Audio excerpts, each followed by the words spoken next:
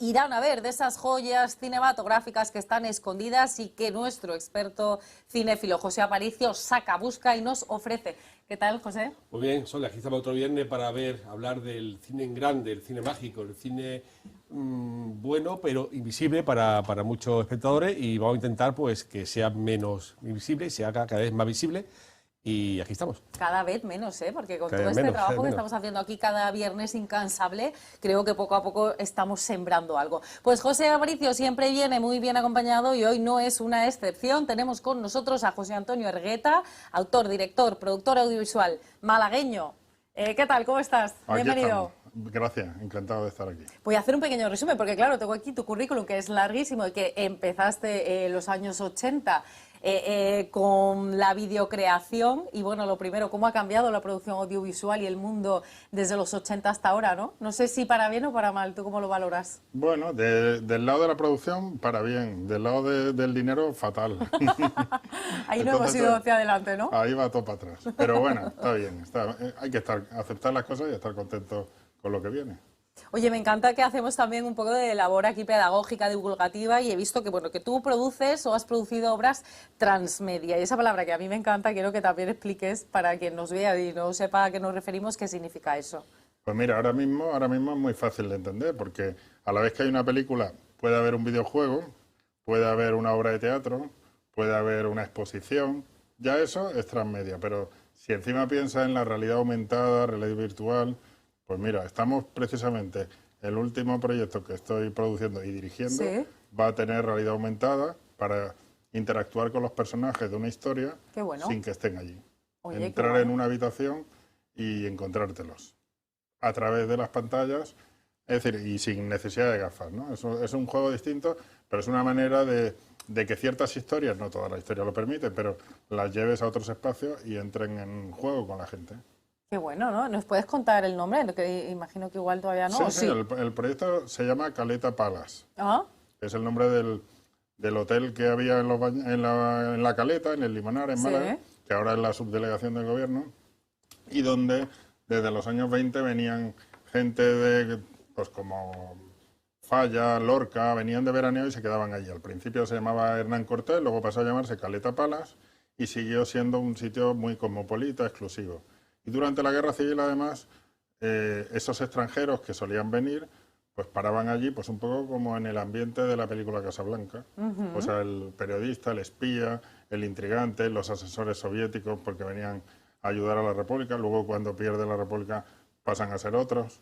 Bueno, pues de ese ambiente de gente extranjera que habló de Málaga, estamos haciendo un trabajo que ya ha habido una especie de lectura dramática, va a haber otro tema teatral y vienen más cosas. Pero aparte viene una película. oye, ahora que me hablas de los extranjeros, tú has hecho mucha coproducción internacional y especialmente en temas culturales, ¿no? ¿Cuáles son los temas que a ti te interesan especialmente? Bueno, O sea, ¿cómo los eliges o cómo Bueno, los desarrollas? Me interesan muchas cosas, pero es verdad que hay una historia que cuando yo volví a Málaga, porque me fui a estudiar, luego me quedé por ahí, viví fuera, hay una cosa que me fue atrayendo y fue que una de las veces que estaba aquí grabando en la universidad, un profesor me propuso una historia de fenicios, de arqueología.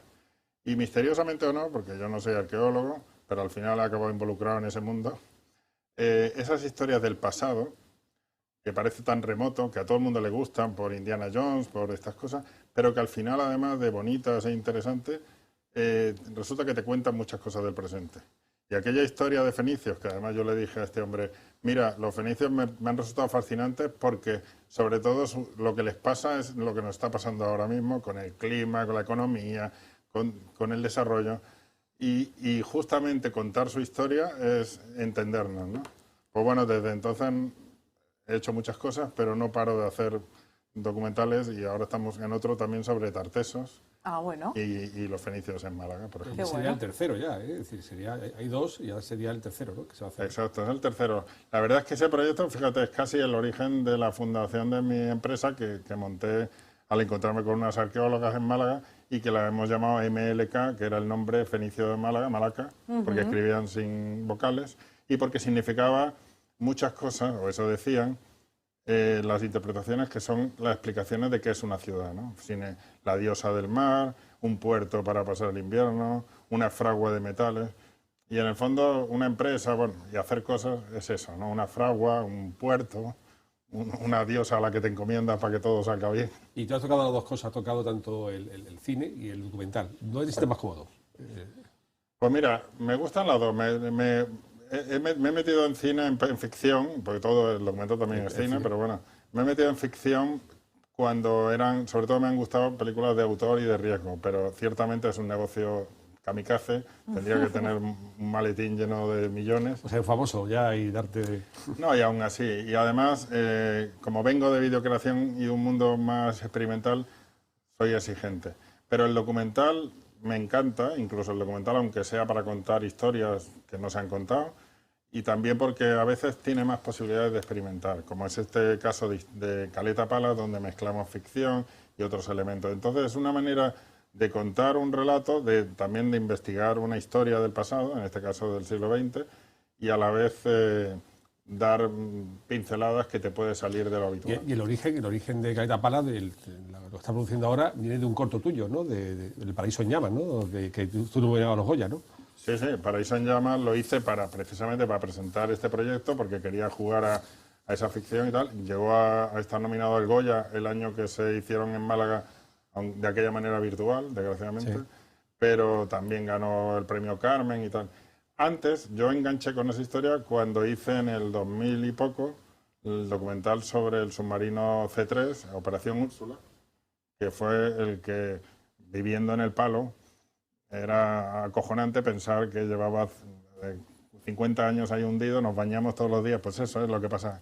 Eso es lo que pasa con las historias, que de repente, por un hilo de aceite que sube a la superficie, pues uno que se empecina en saber qué hay ahí, descubre un submarino, y detrás del submarino una misión secreta de los nazis,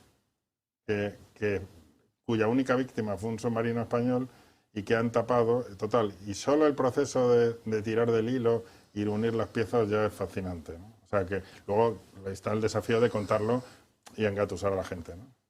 Oye, pues la mayoría de las películas de los trabajos de José Antonio están en Filming, o sea que animamos a todo el mundo a que vaya a buscar y a investigar, porque vamos a empezar ya. Tú sabes que has venido aquí a trabajar también un poquito, ¿no? Vamos directamente con los estrenos. José, ¿te parece? Perfecto.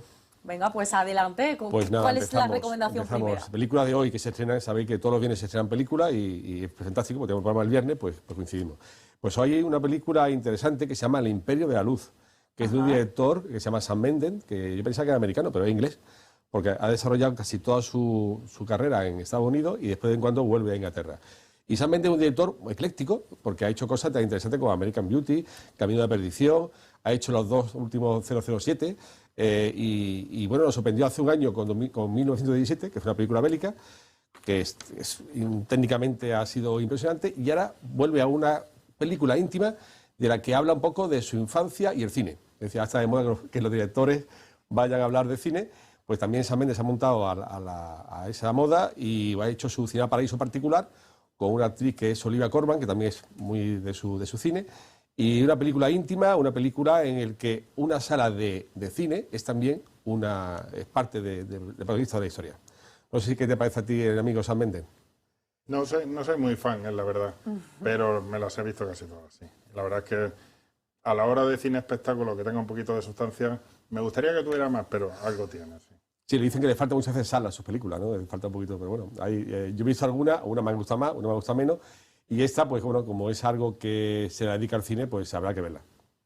Bueno, pues El Imperio de la Luz, ahí queda la primera recomendación de cine para este fin de semana, quizá, o para la próxima semana, cada uno que elija, pero que se vaya a las salas, como siempre decimos. Y la siguiente... Pues la siguiente... mañana, seguimos hablando de luz, la luz de la mañana. Sí, hay que ir un poco paralelo. Volvemos al cine francés, sabes que me gusta mucho traer películas francesas y traemos de nuevo una película francesa que se estrena hoy viernes y es una pequeña gran película en la cual tenemos una actriz fantástica que es la Léa Seydoux, que es una actriz francesa que ya está saltado a Hollywood, hace grandes producciones, pero de vez en cuando vuelve a su país y hace cosas como esta, y una directora que está dando mucho que hablar, porque está sacando sus películas y esta última también dado la diana, hace películas íntimas. Vimos el año pasado una que se llama La Isla de Berman, que fue una película muy interesante, El Porvenir, ya lleva 5 o 6 películas encadenadas y está haciendo una filmografía muy sólida y muy intimista, ¿no? Y aquí vemos a Lea Seydoux, que hace un papel de una mujer frágil, emotivo fuerte, le va muy bien el papel, y es una película muy recomendable para pasar un fin de semana en pareja para verla.